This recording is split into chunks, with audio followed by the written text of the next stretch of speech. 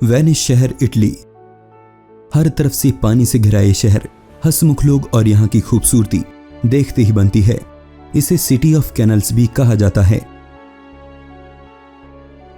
High Tide के समय घुटनों तक पानी आना यहाँ के लोगों के लिए आम बात है, लेकिन वो ये नहीं जानते कि वो किस महाप्रलय की ओर बढ़ रहे हैं। इधर पेरिस शहर, फ्रांस में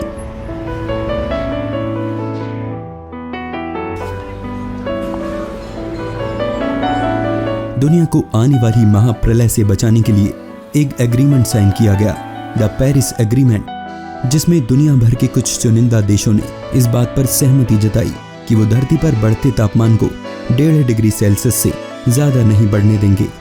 इसके लिए हर संभव प्रयास किए जा रहे हैं, लेकिन शायद इतने नहीं कि हम इस विनाश को रोक पाएं। इससे पहले कि हमारी बसाई मेट्रोपॉलिटन शहर सिर्फ कंक्रीट के जंगल भर बनकर रह जाएं, आधे शहर पानी के नीचे हों, नदियां रेगिस्तान बन जाएं और ग्लेशियर्स सिर्फ इतिहास की किताबों के किसी पन्ने पर दिखाई दें, हमें इस विनाश को समझना होगा। अगर आप इस धरती पर अपना और अपने बच्चों का भविष्य देखना चाहते हैं तो चलिए फ्यूचर की एक हॉरर स्टोरी सुनते हैं। अगर आपको इस दौरान जरा सा भी डर लगे तो समझिएगा कि अब आपके भविष्य की कमान आपके हाथ में है। शुरुआत से ही मनुष्य प्रकृति पर अपना अधिकार जमाता आया है, सिर्फ इसलिए कि उसमें समझ है। पिछले 30 से 40 दशकों से हमने बहुत तरक्की कर ली है। आज हमारा लाइफस्टाइल पूरी तरह से बदल गया है, सब कुछ आरामदायक हो गया है। हम अधिक और अधिक ऊर्जा की खपत कर रहे हैं। नतीजा, हमने धरती और दूसरी प्रजातियों को हाशिए पर लाकर खड़ा कर दिया है। दूसरी प्रजातियां ही क्यों, हमारी आने वाली पीढ़ी भी खतरे से बाहर नहीं है। आज जिस हवा में 7 बिलियन से भी ज्यादा लोग सांसें ले रहे हैं, उसमें हर वक्त हजारों टन CO2 और अन्य जहरीली गैसेस छोड़ी जा रही हैं, जिससे एयर पॉल्यूशन तो हो ही रहा है, साथ ही हमारी धरती किसी भट्टी की तरह गर्म होती जा रही है, यानी कि ग्लोबल वार्मिंग। कार्बन डाइऑक्साइड एक मुख्य ग्रीन हाउस गैस है, जिसका लेवल हमारी हवा में अगर 450 ppm तक पहुंच जाता है तो ये हमारे लिए खतरे की निशानी होगी। CO2 अर्थ की रिपोर्ट के अनुसार 2012 में ही हम 400 ppm के खतरनाक स्तर को पार कर चुके हैं और अभी हम 408 ppm पर हैं। अगर ऐसा ही चलता रहा तो आने वाले 50 सालों में हम धरती नामक एक ऐसे जहरीले गैस चैम्बर में ट्रैप हो जाएंगे जहां से बच निकलना बहुत मुश्किल होगा। हर पल बढ़ता तापमान हमारे लिए दूसरा बड़ा खतरा होगा और ग्लेशियर्स से पिघलती बर्फ तीसरा बड़ा खतरा। अकेले ग्रीनलैंड ग्लेशियर्स में ही इतनी बर्फ जमी है कि वो पिघलकर समुद्र में मिल जाए तो सी लेवल 7 मीटर तक बढ़ जाएगा और इससे कहीं ज्यादा बर्फ धरती के दोनों पोल्स पर जमी हुई है। अगर ये बर्फ पिघली तो इसका अंजाम सोचने भर से ही रूह कांप उठती है। New York city, USA। हर रोज की तरह आज भी एक व्यस्त दिन की शुरुआत हुई। लोग ऑफिस के लिए निकल चुके हैं और इस भीड़ को इनकी मंजिल तक पहुंचाने का काम है न्यूयॉर्क सबवेज के पास। न्यूयॉर्क मेट्रो सबवे न्यूयॉर्क शहर की इकोनॉमी को चलाता है, शहर की सड़कों के ठीक नीचे बनी अंडरग्राउंड टनल से। ये टनल सी लेवल से नीचे हैं और इसीलिए इन्हें रोज एक भारी दिक्कत का सामना करना पड़ता है। इन सुरंगों से लाखों गैलन पानी हर रोज पंप आउट किया जाता है। दरअसल न्यूयॉर्क भी धीरे धीरे डूब रहा है। वो दिन दूर नहीं जब न्यूयॉर्क, मियामी, वेनिस और जकार्ता जैसे बड़े शहर पानी के नीचे होंगे। ग्लेशियर्स इस अलार्मिंग रेट से पिघल रहे हैं। जिन ग्लेशियर्स को बनने में लाखों साल लगे वो महज कुछ हजार सालों में गायब होने वाले हैं। अकेले अंटार्कटिका से ही हर साल 176 बिलियन टन बर्फ गायब हो रही है। लाइफ साइंस की रिपोर्ट शायद आपके रोंगटे खड़े कर दे। सिर्फ जुलाई 2019 के महीने में ग्रीनलैंड ग्लेशियर्स की 217 बिलियन टन बर्फ पिघलकर अटलांटिक ओशन में जा मिली। 31 जुलाई इस महीने का सबसे भयानक दिन था। केवल इसी दिन में 11 बिलियन टन बर्फ ग्रीनलैंड ग्लेशियर्स से गायब हो गई। इस जुलाई को अब तक के सबसे गर्म महीनों में रिकॉर्ड किया गया है। कई वैज्ञानिक तो ये भी मानते हैं कि हमने आर्कटिक को बचाने में बहुत देर कर दी और शायद इसे आने वाली पीढ़ियां नहीं देख पाएंगी। अगर हम आज से भी ग्रीन हाउस एमिशंस बंद करते हैं फिर भी हम आर्कटिक को नहीं बचा पाएंगे। अगर ऐसा ही चलता रहा तो बड़े बड़े तूफान जो हमें कई 100 सालों बाद देखने को मिलते हैं वो हमारी जिंदगी का हिस्सा बन जाएंगे। साइंस फिक्शन मूवीज की तरह 100 मीटर ऊंची मेगा सुनामी आम लोगों की जिंदगी का कड़वा सच बन जाएगी। हमारा पर्यावरण इतना अनस्टेबल हो जाएगा कि आने वाली आपदा का पता लगाना नामुमकिन होगा और फिर शुरू होगा कुदरत और इंसान के बीच इस ग्रह पर बचे रहने का एक लंबा संघर्ष। ऐसे में इंसान के पास सिर्फ 2 ऑप्शंस बचेंगे, या तो यहां रुको और सामना करो या फिर किसी और ठिकाने की तलाश करो। तो ये हो सकता है हमारा आने वाला भविष्य। क्या इंसानियत वाकई में ये जोखिम लेने के लिए तैयार है? मुझे खुशी होती अगर सिर्फ यही कहानी का अंत होता, लेकिन ये विनाश हमारी कल्पना से भी कहीं ज्यादा है।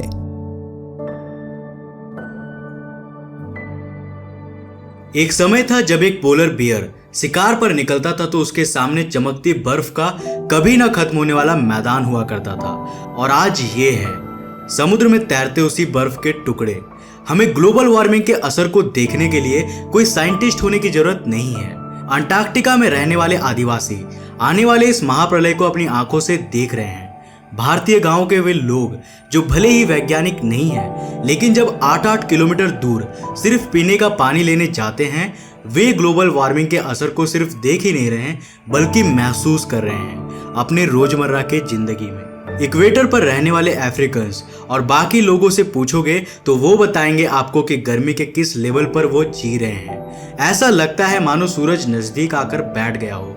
भले ही वो बढ़ते गर्मी का कारण नहीं जानते, लेकिन हमें तो पता है, हम तो अनजान नहीं हैं। जैसे जैसे धरती का तापमान बढ़ता जाएगा, पेड़ पौधे मरते जाएंगे, जानवर, पंछी, कीड़े मकोड़े एक बार फिर अपने अस्तित्व के लिए संघर्ष करेंगे। या तो वो अपने आप को बदल लेंगे और या फिर अगस्त 2019 अमेज़न ब्राजील। 20 अगस्त को ब्राजील के सैटेलाइट ने अमेज़न के जंगलों में कई जगह से धुआं उठता हुआ देखा। वैसे अमेज़न की वाइल्ड फायर कोई नई बात नहीं है, ये हर साल होती है, लेकिन डर तो तब लगने लगा जब ये पता चला कि ये आग पिछले साल से 84% ज्यादा बढ़ी थी। सिर्फ ब्राजील में ही एक ही समय पर 2500 जगहों पर आग लगी थी। 11,000 स्क्वायर किलोमीटर का एरिया जलकर खाक हो गया। 20 लाख से भी ज्यादा जानवर इसी आग की चपेट में आ गए। जो पेड़ मशीनों की तरह कार्बन डाइऑक्साइड सोखने में लगे हुए थे, ऐसे ही करोड़ों पेड़ आग की भेंट चढ़ गए। आइए मैं आपको कुछ खौफनाक आंकड़े बताता हूँ। हर साल अमेज़न के मरे हुए पेड़ 1.9 billion turns carbon dioxide atmosphere में छोड़ते हैं और पूरा अमेज़न रेन फॉरेस्ट एक साल में 2.2 बिलियन टन्स कार्बन डाइऑक्साइड ही ऑब्जर्व कर पाता है। ये जो कुछ मिलियन टन का फर्क है ना, वो एक दिन ये वाइल्ड फायर पूरा कर देगी और एक समय ऐसा आएगा कि अमेज़न भी हमसे होड़ करेगा कि चलो देखते हैं कौन ज्यादा कार्बन डाइऑक्साइड एटमॉस्फेयर में छोड़ता है। आप इस बात का मतलब समझ रहे हैं ना? सिर्फ अमेज़न ही नहीं, पूरी दुनिया में फैले जंगलों का यही हाल है। अमेरिका, ग्रीस, ऑस्ट्रेलिया, ये सभी हर साल बड़े पैमाने पर वाइल्ड फायर की वजह से जंगलों को खोते जा रहे हैं। और यही अमेज़न घर है हमारी चकाचौंध भरी दुनिया से कटे हजारों आदिवासी सभ्यताओं का। वो महसूस कर पा रहे हैं उस प्रलय को जिसकी लपेट हम तक भी पहुंचने वाली है। अमेज़न के साथ लॉस एंजलिस भी जल रहा है। ये पास्ट के रिकॉर्ड्स नहीं है, बल्कि अभी रिसेंट अक्टूबर 2019 का ही डेटा है। लाखों लोग अपने घर छोड़ने को मजबूर है। अगर आप ये वीडियो 2020 या 2021 में भी देख रहे हो, तब भी दुनिया का कोई ना कोई कोना जल रहा होगा और हमारा भविष्य भी। क्या ऐसी धरती हम अपने आने वाली पीढ़ी को सौंपने जा रहे हैं? ये तो वही बात हो गई कि जब कपड़े नए थे तो हमने खूब पहने, लेकिन जब फट गए, पुराने हो गए तो दे दिए किसी गरीब को, भिखारी को। क्या यही डिजर्व करती है इस धरती पर आगे पैर रखने वाली हर एक जनरेशन? जरा सोचिएगा इस बारे में। मैं ये नहीं कह रहा कि जंगलों की ये आग क्लाइमेट चेंज की वजह से लग रही है, इसके कारण कई हैं, लेकिन इस आग की वजह से कंडीशंस और भी खराब हो रही है। जंगल और भी ड्राई होते जा रहे हैं, नतीजा आग और भी बढ़ता जा रहा है, जो कि स्पेस से भी देखा जा सकता है। कार्बन डाइऑक्साइड एटमॉस्फेयर में लगातार बढ़ रहा है। हमारे नाक के नीचे एक इरिवर्सिबल चेन रिएक्शन शुरू हो रहा है, जिसको शायद ही कभी रोका जा सके। हमारे समुद्र और जंगल दोनों बड़े बड़े कार्बन सिंक खराब होते जा रहे हैं। बातों का वक्त निकल गया, अब कुछ करने की बारी है, क्योंकि अगर मैंने इससे आगे का पृथ्वी का भविष्य आपको दिखाया तो आपको पृथ्वी नहीं बल्कि वीनस दिखाई देगी। अगर हम अभी नहीं रुके तो आपके आसपास की हर एक इलेक्ट्रॉनिक आइटम कार्बन एमिशन कर रही है। वो बल्ब जो आपके कमरे में लगा हुआ है, वो पंखा, आपका फोन, टीवी, एसी, ओवन, सबके सब, हर स्विच जो आप दबाते हो, हर प्लग जो आप लगाते हो, वो एक सोर्स है कार्बन एमिशन का, या जो पावर वो कंज्यूम कर रहा है उससे कार्बन एमिशन हो रहा है। अब बताइए मैं और आप कितने जिम्मेदार हैं इस कार्बन एमिशन के लिए, उस एमिशन के लिए जो बिना जरूरत के चलते पंखे से हो रहा है, उस एसी से जो चल रहा है लेकिन कोई जरूरत नहीं है, हर वो इलेक्ट्रॉनिक आइटम जिसे हम बाहर जाते समय बंद करना या प्लग आउट करना भूल जाते हैं, उसके लिए हम जिम्मेदार हैं। याद रखिए, अगर कल को बचाना है तो आज को सुधारना ही होगा। ऑटोमोबाइल इंडस्ट्री जो अभी बूम पर है, हजारों लाखों गाड़ियां हर रोज पहली बार सड़क पर निकलती है और उनमें यूज होता है फॉसिल फ्यूल्स। ये फॉसिल फ्यूल हमारे लिए एक ऐसा मीठा जहर बन चुका है जिसका स्वाद अभी हमारे जुबान पर चढ़ चुका है, लेकिन जल्द ही हमारी आंखों के सामने घना अंधेरा होगा। लेकिन तब तक बहुत देर हो चुकी होगी। But it doesn't end there.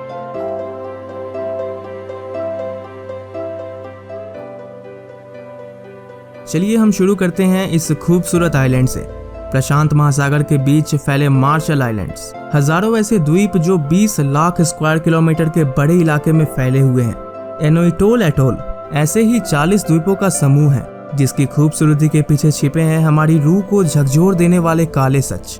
Welcome board पर यह साइन देख रहे हैं ना, यही है वह चीज जो यहाँ पर रहने वाले चंद लोगों को डराती रहती है। इसी की वजह से यहाँ के आसपास के आइलैंड पर लाखों साल तक कोई इंसान नहीं रह सकता। यह है अमेरिका के कोल्ड वॉर के समय की एटॉमिक विरासत, रियूनिट आइलैंड। एटॉल के 40 आइलैंड में से एक। यहीं पर दर्शन होंगे आपको उस खौफनाक विरासत के। यह खूबसूरत एरिया इतना रेडियो एक्टिव है कि यहाँ लाखों साल तक कोई रहने की सोच भी नहीं सकता, लेकिन अगर आप यहाँ जाओगे तो आपको रोकने वाला भी कोई नहीं। अमेरिका द्वारा 1940 और 50 के दशक में जितने भी न्यूक्लियर बॉम्ब टेस्ट किए गए थे, उनमें से सबसे ज्यादा और सबसे ताकतवर बॉम्ब यहीं पर टेस्ट किए गए थे। और फिर हजारों अमेरिकी सैनिकों ने एटॉमिक बॉम्ब के वेस्ट को इकट्ठा करके एक डंप बना दिया, जिसे अमेरिकी सैनिक कहते हैं द डोम। इसका डायामीटर 115 मीटर है और इसे बनाने में कुछ खास दिलचस्पी नहीं दिखाई गई और इसके स्ट्रक्चर पर जगह जगह क्रैक्स देखे जा सकते हैं। इसमें पड़ा न्यूक्लियर वेस्ट लीक होकर समुद्र के पानी में मिल रहा है। इसे बनाने वाले हजारों सैनिक में से अधिकतर कैंसर का शिकार हो गए और मौत ने उन्हें गले लगा लिया, क्योंकि शायद उन्हें पता नहीं था कि वो प्लूटोनियम 239 के टुकड़े उठा रहे हैं और उन्हें इस खतरे के बारे में बताया भी नहीं गया था। प्लूटोनियम 239 एक ऐसा घातक रेडियो एक्टिव मटेरियल है जिसकी हाफ लाइफ 24,000 साल होती है। उस जगह को रहने लायक तभी माना जाता है जब इसकी 10 हाफ लाइफ कंप्लीट हो जाए, यानी लाखों साल का इंतजार, और इसके रेडिएशन का असर लाखों सालों तक बना रहता है। काम कर रहे सैनिकों ने वहीं से मछलियां पकड़कर खाई होंगी जो पहले से ही जॉम्बी बनकर बैठी थी, यानी आसपास का पूरा सी फूड रेडियो एक्टिव हो चुका था। यहाँ पर रहने वाले लोग आज भी इंसाफ की गुहार कर रहे हैं और अमेरिका अरबों डॉलर कंसेशन के तौर पर दे चुका है। लेकिन इन पैसों से रेडिएशन कैसे दूर हो, यह बात वाकई गौर करने वाली है। मैंने यहाँ यह सच्ची कहानी क्यों सुनाई, मैं बताता हूँ। अमेरिका, रूस, चीन, भारत, नॉर्थ कोरिया, पाकिस्तान और सभी देश जिनके पास न्यूक्लियर पावर है, उन्होंने न्यूक्लियर टेस्ट करके एक किसी बड़े देश जितने एरिया को लाखों साल के लिए अनहैबिटेबल बना दिया है, यानी रेडियो एक्टिव। न्यूक्लियर बॉम्ब कोई बड़ा खतरा नहीं है, लेकिन न्यूक्लियर पावर प्लांट जो कि बहुत अच्छे से एक एफिशिएंट अमाउंट ऑफ पावर हमारे लिए प्रोड्यूस करते हैं, उनसे निकलने वाला वेस्ट हमारे लिए और फ्यूचर के लिए एक बड़ा खतरा है। पहले जब हमने न्यूक्लियर एनर्जी को उपयोग करना शुरू किया था, तब इसके वेस्ट को लेकर कोई खास चिंता नहीं थी। हजारों टन न्यूक्लियर वेस्ट ऐसे ही समुद्र में फेंक दिया जाता, यह सोचकर कि समुद्र महान है, यह हमारे हर कचरे को संभाल लेगा। हमारी तो प्रॉब्लम सॉल्व हो गई, हमसे वह कचरा दूर चला गया। लेकिन जैसे ही कचरे से भरे कंटेनरों में जंग लगी, वहां से रेडिएशन एक बड़े इलाके में फैलने लगा। लेकिन हम इन सभी चीजों से अनजान हर रोज हजारों टन न्यूक्लियर वेस्ट समुद्र में फेंक रहे थे। हमारे ऐसा कुछ करने से बदलाव आना स्वाभाविक था। समुद्र के नीचे एक बड़े इलाके में कोरल रीफ्स का सफाया हो गया। फूड चेन पूरी तरह से चरमरा गई और रेडिएशन ने करोड़ों समुद्री जीवों की जान ले ली। और इसका डायरेक्ट और इनडायरेक्ट असर क्लाइमेट चेंज पर पड़ता है। कितने कंटेनर समुद्र में कहां फेंके गए, इसका कोई रिकॉर्ड मौजूद नहीं है। क्या पता जो मछली आप किसी समुद्री यात्रा के समय पकड़ रहे हो वो उसी कंटेनर पे लगी हुई एल्गे को खाकर आई हो।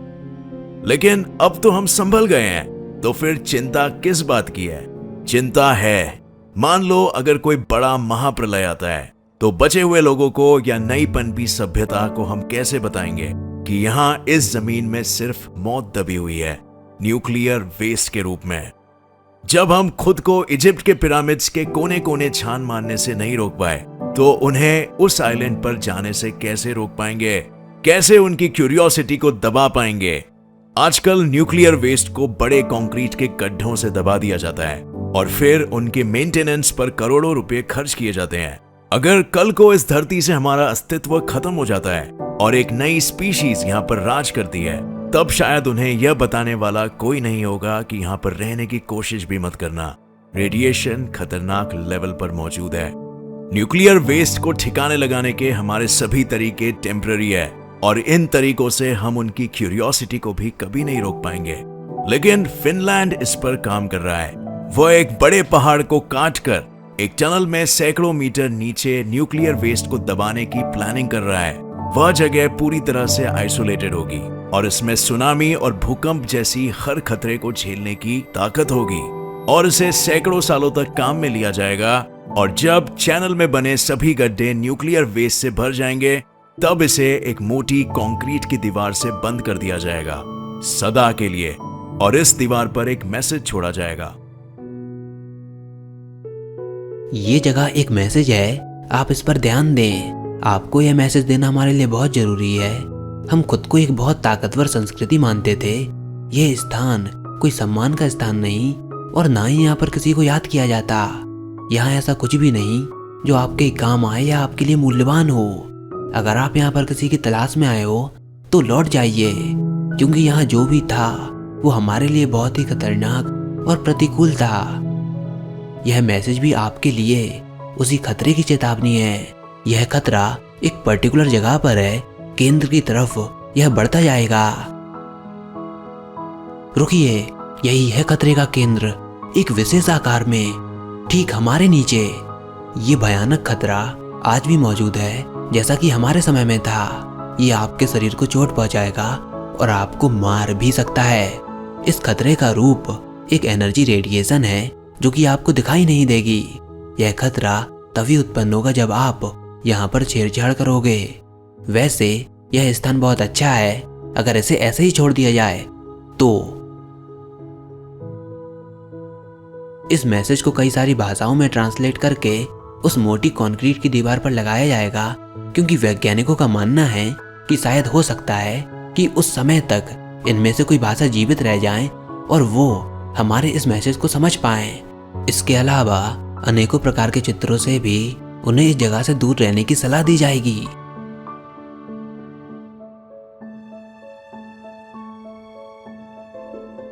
मैं आपको एक राज की बात बताऊं, इसे अकेले में बैठकर जरूर सोचेगा। जैसे आज हम न्यूक्लियर वेस्ट को धरती में ही दबाने की कोशिश कर रहे हैं ताकि कोई भी इसके भयानक रेडिएशंस के संपर्क में ना आ सके। करोड़ों साल पहले एक ऐसी ही सफल कोशिश हुई थी नेचर की तरफ से, कार्बन को दबाने की, कोयले, तेल और नेचुरल गैस के रूप में। और आज हम क्या कर रहे हैं? हम भी वही कर रहे हैं जिसका हमें डर है कि जो आने वाली पीढ़ियां हमारे न्यूक्लियर वेस्ट के साथ करेगी, नीचे से निकालकर उन्हें खुले आसमान में छोड़ने का काम। हमें उनके लिए कुछ भयानक संकेत छोड़ने होंगे, जैसे कि काले डरावने पत्थरों से बने अनेकों पिरामिड और बीच बंजर जमीन में गड़ा होगा न्यूक्लियर वेस्ट, ताकि हमारा संकेत उन्हें संकेत दे सके कि यहाँ पर रहना खतरनाक है। यहाँ खोदना मत, न तेल के लिए और ना ही किसी और चीज के लिए। क्या आपको लगता है कि फ्यूचर जनरेशन पर इतनी रेस्ट्रिक्शंस लगाना सही रहेगा? चलिए ऐसा करते हैं, हम अभी खुद पर कुछ रेस्ट्रिक्शंस लगा लेते हैं, ताकि इसी बहाने आने वाले जनरेशन को तो हम थोड़ा सा रिलीफ दे पाएंगे। अगर एक बार ग्लोबल वार्मिंग हमसे अनकंट्रोल्ड हो गई तो वहां से एक ऐसी चेन रिएक्शन स्टार्ट होगी जिसका अंत होगा अब तक की सबसे बड़ी मास एक्सटिंक्शन के साथ, जहां पृथ्वी पर 90% जीवन खत्म हो जाएगा। इसकी शुरुआत होगी छोटी छोटी घटनाओं से और दरअसल इसकी शुरुआत हो चुकी है। जैसे जैसे ग्लोबल वार्मिंग बढ़ेगी, सूरज की तपिश आपको महसूस होगी, गर्म हवाएं चलेंगी जिन्हें हीट वेव्स कहा जाता है।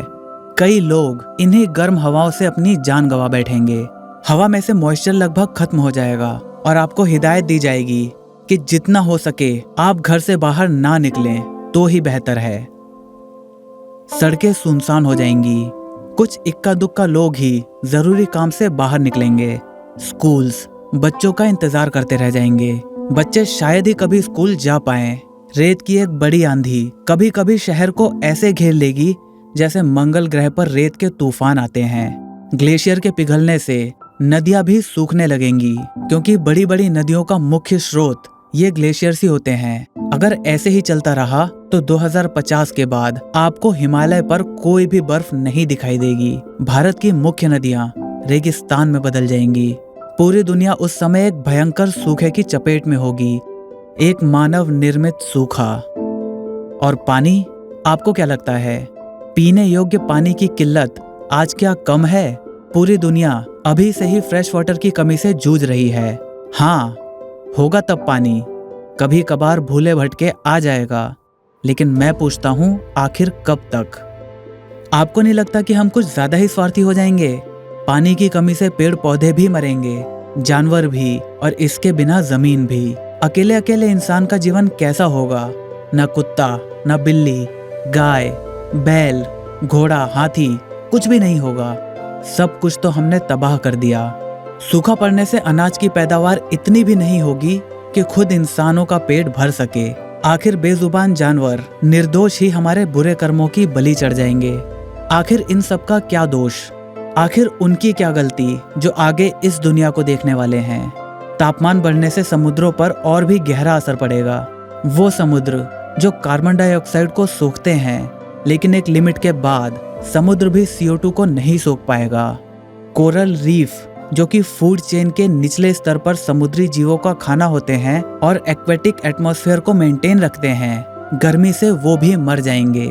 यहाँ हम किसी संभावना की बात नहीं कर रहे, बल्कि समुद्र में हो रहे रिसर्च से यह हमारे सामने आया है कि धीरे धीरे समुद्र अपने कोरल रीफ के भंडार को खोता जा रहा है। फिटोप्लैंक्टन्स समुद्र में पाए जाने वाले ऐसे पौधे होते हैं जो हमारे द्वारा उपयोग की जाने वाली 60 से 80% ऑक्सीजन का निर्माण करते हैं, लेकिन धीरे धीरे हमारी पर्यावरण विरोधी हरकतों की वजह से वो भी खत्म होते जा रहे हैं। और इसका सीधा असर होगा कि हम समुद्र की तकरीबन 5 लाख से भी ज्यादा जातियों को खो देंगे, और ये असर फूड चेन में ऊपर तक जाएगा। नेचर, बायोलॉजी और केमिस्ट्री का ये सिस्टम पूरी तरह से बिखर जाएगा। वो समुद्र जो 60% ऑक्सीजन देते हैं वो इनएक्टिव होने लगेंगे। नेचुरल क्लाइमेट कंट्रोल का मैकेनिज्म फेल होता हुआ नजर आएगा। ये समुद्र फिर ना तो हमें खाना देने लायक रहेंगे और ना ही जीवन। ऊपर से देखने पर यह हमें इतना अच्छा शायद ना लगे जितना कि वो हमें आज लगता है। जिस तरह समुद्रों में फैक्ट्री का केमिकल वेस्ट फेंका जा रहा है, एटॉमिक वेस्ट और प्लास्टिक भी समुद्र में ऐसे डंप किया जा रहा है जैसे कि यह कचरे का कोई बड़ा सा डिब्बा हो। ये समुद्र आज जैसा शांत दिखता है, इसका दूसरा रूप उतना ही भयंकर होगा। सारा कचरा जो हम इनमें फेंक रहे हैं, एक दिन वो सारा कचरा हमारे बड़े बड़े शहरों पर ऐसे फेंक दिया जाएगा जैसे कि यह बड़े बड़े कचरे का डिब्बा हो। आज सोचने की जरूरत है। फैसला आपके हाथ में है कि आप आने वाली पीढ़ियों को क्या दिखाना चाहते हो, एक खुशनुमा भविष्य या फिर एक उजड़ा हुआ कल। टिक टिक टिक टिक टिक टिक, समय तेजी से निकल रहा है, राइट? ये वो घड़ी नहीं है जो आपको बताएगी कि टाइम क्या हुआ है, बल्कि ये वो घड़ी है जो आपको बताएगी कि समय बचा कितना है। भविष्य में अगर कोई मैस एक्सटेंशन हुआ भी, यानी अगर ऐसी नौबत आई कि दुनिया खत्म हो सकती है, तो उसके पीछे का कारण स्पेस से आता कोई एस्ट्रॉइड नहीं होगा, ना ही सूरज से आ रहा कोई बड़ा सौर्य तूफान, बल्कि इसके लिए जिम्मेदार वो होगा जिसे हम हर रोज अपने ही खिलाफ खड़ा कर रहे हैं, उसे एक दैत्याकार रूप दे रहे हैं, और वो है कार्बन। क्या आपको पता है कि दुनिया में 90% से ज्यादा ऊर्जा कैसे जनरेट की जाती है? आंसर है फॉसिल फ्यूल्स। जी हाँ, फॉसिल फ्यूल्स, कोयला, नेचुरल गैस और तेल भंडार, यही तो चला रहे हैं दुनिया को। आपके घर में आ रही इलेक्ट्रिसिटी 90% चांसेस हैं कि वो किसी थर्मल पावर प्लांट से आ रही है। पर वो कहावत है ना कि कुछ पाने के लिए कुछ खोना भी पड़ता है। कोयले को जलाकर हमें एनर्जी तो मिल रही है, इसमें कोई शक नहीं, लेकिन क्या आप जानते हैं कि हमने खोया क्या? कोयला जला, हवा में कार्बन गया, हवा पॉल्यूट हो गई, बची कार्बन की जहरीली राख। वह वहां की आबो हवा को खराब कर रही है, वहां के लोगों की सांसों में और जमीन में घुलकर एक पर एक कत्ल करती जा रही है। लेकिन हमें इससे क्या? यह सब तो हमने काफी बार स्कूल्स में एसेज में लिखा है और अच्छे नंबरों से पास भी हुए हैं। इस पर टीचर्स के बोरिंग लेक्चर्स भी सुने हैं। पर यह वो सब नहीं है जो हमने खोया है। क्या आप जानना चाहते हैं कि हमने खोया क्या? हमने खोया है अपना कल। ये वो कल नहीं है जो आप कल देखोगे, बल्कि ये वो कल है जो आप अपने बच्चों को दिखाना चाहते हो। बसेस, ट्रक्स, कार्स, बाइक्स और सब तरह के ट्रांसपोर्टेशन जिनके बिना दुनिया आज शायद थम सी जाए। लेकिन यकीन मानिए, जब ये चलते हैं तो दुनिया नहीं बल्कि हर सेकंड हजारों लोगों की सांसें जरूर थम जाती हैं। एक्सीडेंट से नहीं बल्कि पॉल्यूशन से। ज्यादा दूर जाने की जरूरत नहीं है और ना ही फ्यूचर देखने की जरूरत है। अगर आप स्मोकिंग नहीं करते हैं तो ये अच्छी बात है, लेकिन अगर आप दिल्ली में हैं तो यह कतई मत सोचिएगा कि आप स्मोकिंग नहीं कर रहे हैं। आप एवरेज 20 सिगरेट्स जितना पॉल्यूशन हर रोज अपने अंदर लेकर जा रहे हैं। इसके लिए आप कह भी सकते हैं थैंक्स टू द पॉल्यूशन। एक नॉन स्मोकर को जब पता चलता है कि उसे लंग कैंसर है, इसके लिए भी थैंक्स टू द पॉल्यूशन। लेकिन विडंबना देखिए, वो ये जरूर सोचता होगा कि उसने तो कभी किसी ट्रक, बस, कार या बाइक पर लिखा नहीं देखा कि इस कार से कैंसर होता है या ये कार सेहत के लिए हानिकारक है। अगर आप नॉन स्मोकर अपने जैसे किसी बड़े इंसान को एज्यूम कर रहे हैं तो ये देखिए हंसते खिलखिलाते हुए छोटे चेहरे। यह वह नॉन स्मोकर है जो ना चाहते हुए भी हर रोज 20 सिगरेट्स जितना पॉल्यूशन अपने अंदर ले रहे हैं। जरा सोच कर देखिए क्या होगा इनका भविष्य। दिल्ली तो महज आपके लिए एक उदाहरण था। दुनिया की एक बड़ी महाशक्ति चीन भी इन्हीं हालातों से गुजर रहा है। दूसरे और देश भी हैं जो पीछे नहीं हैं। दरअसल ये समस्या पूरी दुनिया की है। यहाँ पर बात ये नहीं है कि सिर्फ thermal power plant, motor car या फैक्ट्रियों से निकलने वाला जहरीला धुआं ही खतरनाक है। ये हमारी दैनिक जरूरतें हैं और इन्हें हम एकदम से यूज करना बंद नहीं कर सकते हैं, लेकिन अपने आने वाले कल को बचाने के लिए इन्हें सही ढंग से तो यूज कर ही सकते हैं, राइट? ग्लोबल वार्मिंग और पॉल्यूशन की सबसे बड़ी वजह है फॉसिल फ्यूल्स और ज्यादा फॉसिल फ्यूल्स। हम फॉसिल फ्यूल्स को इतना यूज क्यों करते हैं? क्योंकि ये इजीली अवेलेबल है, सस्ता है और इसके अनेकों फायदे गिनाए जा सकते हैं। लेकिन एक शब्द है जो इन सब पर भारी पड़ता है और वो है कार्बन। अगर हम फॉसिल फ्यूल्स का यूज ऐसे ही करते रहे, लगातार करते रहे, तो हम कार्बन से नहीं बच सकते हैं, किसी भी हाल में नहीं। हर जगह बेकार पड़ी गाड़ियां खड़ी हैं जो शायद अरसों से धूल चाट रही हैं, क्योंकि फॉसिल फ्यूल तो खत्म हो गए हैं ना। सुबह हो या शाम हमारे लिए तो बस एक ही समान है। आसमान में धुआं ही इतना है कि रोशनी कभी नसीब ही नहीं होती। हर तरफ लोग तो होते हैं लेकिन फिर भी मन नहीं लगता, क्योंकि सबने मास्क जो लगा रखे हैं। मैंने कभी बाजार में किसी को हंसते हुए नहीं देखा। मास्क लगा हुआ है शायद इसीलिए, या शायद वो हंसना ही भूल गए हों। मम्मा बताते हैं कि शहर से बाहर एक बहुत बड़ा जंगल है जहाँ सैकड़ों पेड़ लगे हुए हैं, लेकिन मैंने वो कभी नहीं देखा।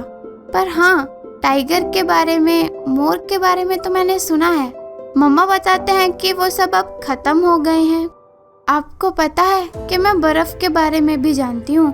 पापा ने जब बताया कि पहाड़ों पर ऐसे आसमान से बर्फ गिरती थी, पहले तो मुझे यकीन ही नहीं हुआ। फिर पापा ने मुझे कुछ वीडियोस दिखाए तो मैंने कहा वाओ, काश मैं भी यह सब देख पाती। पर सच बताऊं तो मैंने कभी बर्फ नहीं देखी। यहाँ तो लोग पानी की एक एक बूंद के लिए मरने मारने पर उतारू हो जाते हैं। सरकारी वाटर वैन से छीना झपटी करके जो भी पानी मिलता है उसी की एक एक बूंद को हिसाब से खर्च करते हैं।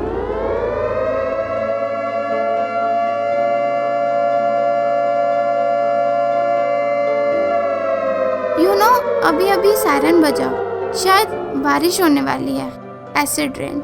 मैंने सुना है कि आप बारिश में खूब मस्ती करते थे, लेकिन हमें तो हमारे पेरेंट्स बाहर ही नहीं जाने देते।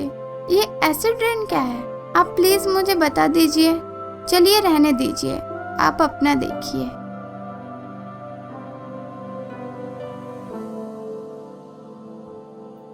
शायद से भविष्य आपको अच्छा नहीं लगा होगा, लेकिन क्या करें, हम अपने आप से झूठ नहीं बोल सकते हैं। अगर ऐसे ही चलता रहा तो इससे अच्छे परिणामों की कल्पना नहीं की जा सकती है। यह देखिए, ये रिपोर्ट है MMC की। इसके मुताबिक अगर हमें अपनी धरती का तापमान 2 डिग्री सेल्सियस नीचे रखना है तो हमारे पास सिर्फ 26 साल हैं और हमारा CO2 बजट बहुत तेजी से कम हो रहा है। ये मत सोचना कि आप क्या कर सकते हैं। यहाँ मैं आपको एक टिप दे सकता हूँ। यह है फूड कार्बन फुटप्रिंट। अगर आप वेजिटेरियन हैं तो आपका फूड का कार्बन फुटप्रिंट कम है, लेकिन अगर आप नॉन वेजिटेरियन हो तो आपका कार्बन फुटप्रिंट काफी ज्यादा होगा। मैं यहाँ पर एक सीधी सरल बात रखूंगा, आप समझना जरूर।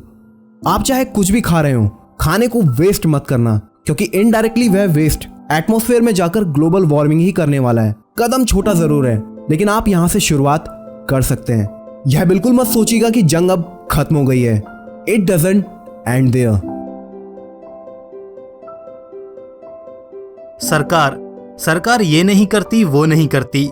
हाँ, सरकार की जिम्मेवारी है इस विषय पर काम करने की, लेकिन अभी हम वो जानेंगे जो हम अपने लेवल पर कर सकते हैं। चिलचिलाती धूप में अगर कोई पंछी आपके द्वारा रखी गई पानी की कटोरी से प्यास बुझा लेता है तो आप ये जरूर सोचिएगा कि विलुप्त हो रही किसी प्रजाति को आपने बचा लिया। किसी भी इलेक्ट्रॉनिक आइटम का इस्तेमाल जरूरत पड़ने पर ही करें। आपको ये जानकर आश्चर्य होगा कि आपका PC और मोबाइल अगर फालतू ही बिना किसी जरूरत के चल रहे हैं तो एवरेज 1 साल में वो हजारों किलो CO2 एटमॉस्फेयर में रिलीज कर देते हैं। जब आपको लैपटॉप पर काम नहीं है तो इन्हें शटडाउन याद से कर दें। अगर कोई टीवी, फ्रिज, बल्ब या पंखा बिना किसी जरूरत के चल रहा है तो यकीन मानिए वो आपके बदले की CO2 एमिट कर रहे हैं। आप उन्हें तुरंत बंद कर दें। वैसे भी भारतीय संस्कृति में अन्न को बर्बाद करना या फेंकना उसका अपमान होता है, लेकिन अकेले भारत में सिर्फ एक दिन में लाखों टन खाना वेस्ट होता है और वो खाना वेस्ट करने वाले भी हम ही हैं। आप इस बात को समझो, ये खाना नहीं है, ये सांसें हैं। इस खाने को व्यर्थ करके एक तो आपने उसका निवाला छीन लिया जिस भूखे के पेट में ये जा सकता था, और दूसरा उस मासूम की सांसें छीन ली जिसका कार्बन बजट इस व्यर्थ खाने की वजह से कम हो गया। इसलिए खाने को कभी व्यर्थ न करें। अगर आपकी निगाह में भारी मात्रा में साफ खाना व्यर्थ हो रहा है तो ऐसे NGOs को फोन जरूर करें जो उस खाने को किसी भूखे पेट तक पहुंचा सकें। जल है तो कल है, ये आपने जरूर सुना होगा, लेकिन ये कल आज खतरे में है। इसे बचाना अब जिम्मेवारी नहीं, मजबूरी बन गया है। रोजमर्रा की जिंदगी में ऐसे कई मौके आते हैं जहां पानी की एक बूंद को बचाया जा सकता है, तो आप उन मौकों को कभी भी हाथ से न जाने दें। अगर हो सके तो वाहनों का प्रयोग लंबी दूरी की यात्रा तक ही सीमित रखें। लंबी दूरी के लिए भी अगर संभव हो तो पब्लिक ट्रांसपोर्ट का ही यूज करें। छोटी दूरी आप पैदल या साइकिल पर तय करने की कोशिश करें। किसी भी खुशी के मौके को सेलिब्रेट करने का अंदाज बदलें। किसी की शादी, बर्थडे, दिवाली, क्रिसमस या न्यू ईयर पर लोगों से मिलकर मिठाई के साथ खुशियां मनाएं, या पेड़ लगाकर जो आपकी तरफ से सभी को बेस्ट गिफ्ट होगा। हवा को दूषित करके या किसी और की खुशियां छीनकर, यानी कि पटाखे वगैरह के साथ खुशियां मनाने का कोई मतलब ही नहीं। हाँ, अगर आस्था का सवाल है तो आप शगुन के तौर पर कुछ पटाखे चला सकते हैं, लेकिन बदले में 5 पेड़ लगाने का संकल्प जरूर लें। पॉल्यूशन को प्रमोट करने वाली किसी भी एक्टिविटी में शामिल न हो। यही आपकी तरफ से क्लाइमेट चेंज के खिलाफ सबसे बड़ा कंट्रीब्यूशन होगा।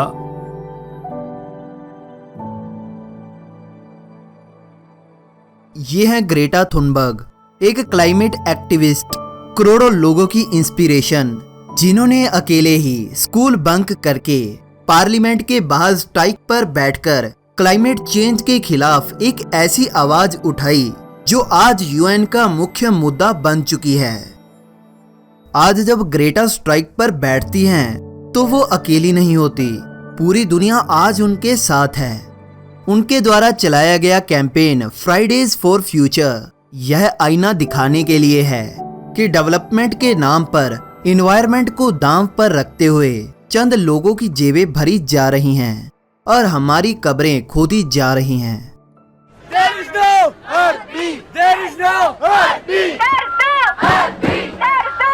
फ्राइडेज फॉर फ्यूचर के तहत दुनिया भर से प्रोटेस्ट किए जा रहे हैं ताकि सरकारें ग्लोबल टेम्परेचर को 2 डिग्री सेल्सियस के नीचे रखने के लिए कुछ कदम उठाएं।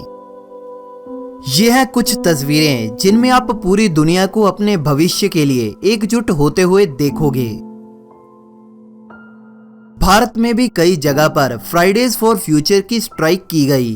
ग्रेटा का कहना है कि जब उनका भविष्य ही सुरक्षित नहीं तो स्कूल जाने का क्या फायदा। अगर हम एक दिन की पढ़ाई को दांव पर लगाकर अपना भविष्य बचा सकते हैं तो इससे बड़ा सैक्रिफाइस कुछ और नहीं हो सकता। ये अगर हम आज नहीं करेंगे तो कल कोई और करेगा, लेकिन अफसोस तब ना तो उनके पास समय होगा और ना ही पीछे मुड़ने का कोई और रास्ता।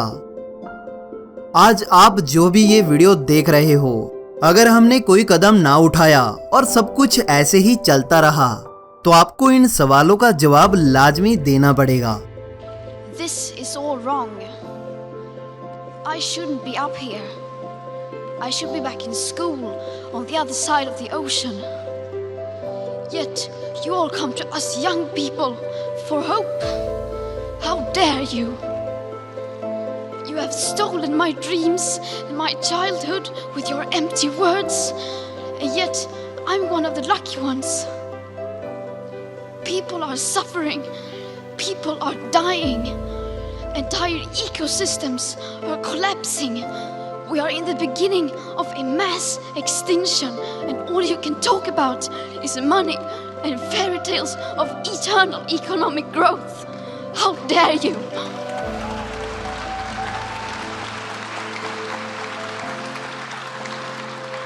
ग्रेटा तो यहाँ पर आइकन के तौर पर हैं, लेकिन पर्दे के पीछे अनेकों फ्यूचर हीरोज काम कर रहे हैं। अगर आप भी किसी ऐसी संस्था के बारे में जानते हैं तो क्लाइमेट चेंज के खिलाफ आप अपना किरदार जरूर अदा कीजिए। आज हम सबको जरूरत है आपकी। अगर हो सके तो अपने लेवल पर लोगों को अवेयर करने की कोशिश जरूर करें। आप अपनी तरफ से एक छोटा सा कैंपेन भी चला सकते हैं। फॉर एग्जाम्पल, मैं एक द संडे ट्री नाम की एक संस्था को जानता हूँ जो हर संडे किसी जगह पर पौधे लगाते हैं और उनकी देखभाल भी करते हैं। आप भी ऐसे ही किसी ट्री को अडॉप्ट कर सकते हैं। जरूरी नहीं कि आप कहीं बाहर जाकर पौधे लगाएं।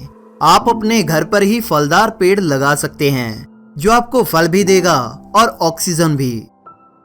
याद रखिए, prevention is better than cure.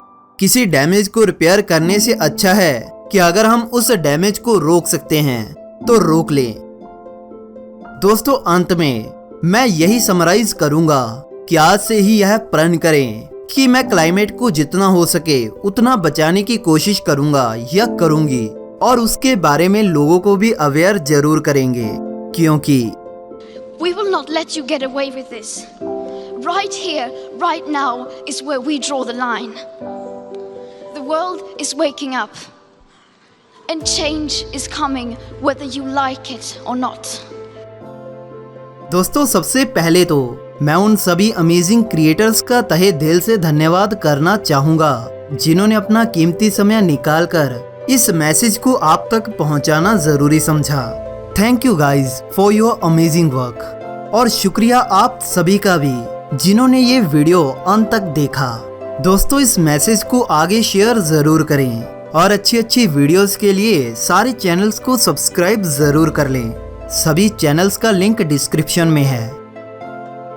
दोस्तों, ये वीडियो एक कोलैबोरेशन थी जिसमें मिथ टीवी इंडिया से मैं विशाल डॉक्यूमेंट्री लाइब्रेरी के इस वीडियो में वॉइस ओवर कर रहा हूँ और आप सभी को दिवाली की ढेर सारी शुभकामनाएं देना चाहता हूँ। और इसी के साथ मैं आपसे विदा लेता हूँ। धन्यवाद। तो उम्मीद है आपको आज का ये वीडियो काफी पसंद आया होगा।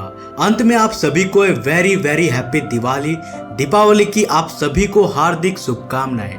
इस दिवाली एटमॉस्फेयर को और पोल्यूट ना करते हुए एक सेफ और सुरक्षित दिवाली मनाया जाए, जो कि जलते हुए दीपक से हो, ना कि धुआं छोड़ने वाले पटाखों से।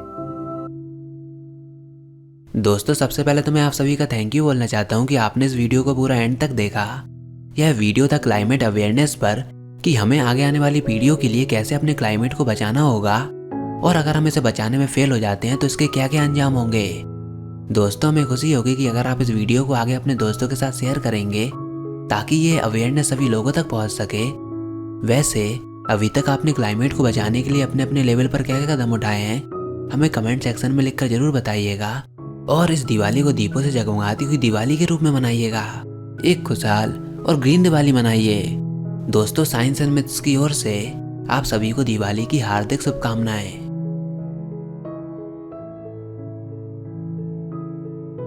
आप सभी को रहस्य टीवी परिवार की तरफ से दिवाली की हार्दिक शुभकामनाएं। भगवान करे ये पर्व आप सभी के जीवन में बहुत सारी खुशियां लेकर आए। दोस्तों मैं शशि डॉक्यूमेंट्री लाइब्रेरी की पूरी टीम की तरफ से आप सभी को और आपके परिवार को दीपावली की हार्दिक शुभकामनाएं देता हूं। दोस्तों इस दिवाली पर अपने फ्यूचर जनरेशंस को ऑक्सीजन देने वाले पेड़ दें, न कि कैंसर को जन्म देने वाला कार्बन। दोस्तों मैं योगेश स्पेस डोज की पूरी टीम की तरफ से आपको और आप सभी के परिवार को इस दीपावली की हार्दिक शुभकामनाएं। दोस्तों इस दिवाली को ग्रीन दिवाली बनाने की कोशिश करें जिसमें आप पंछियों को रहने के लिए पेड़ दें, न कि उन्हें मारने वाली आतिशबाजी। नमस्कार फ्रेंड्स, मैं हूं Gaurav from get set fly science और मैं आपको दिवाली की ढेर सारी शुभकामनाएं देना चाहूंगा मेरी तरफ से। सेफ रहे, सिक्योर रहे और हमेशा पृथ्वी के लिए कुछ अच्छा करें क्योंकि ये ग्रह हमारी जन्मभूमि है और इतना तो हमारा फर्ज बनता है। Thank you for watching friends. जय हिंद।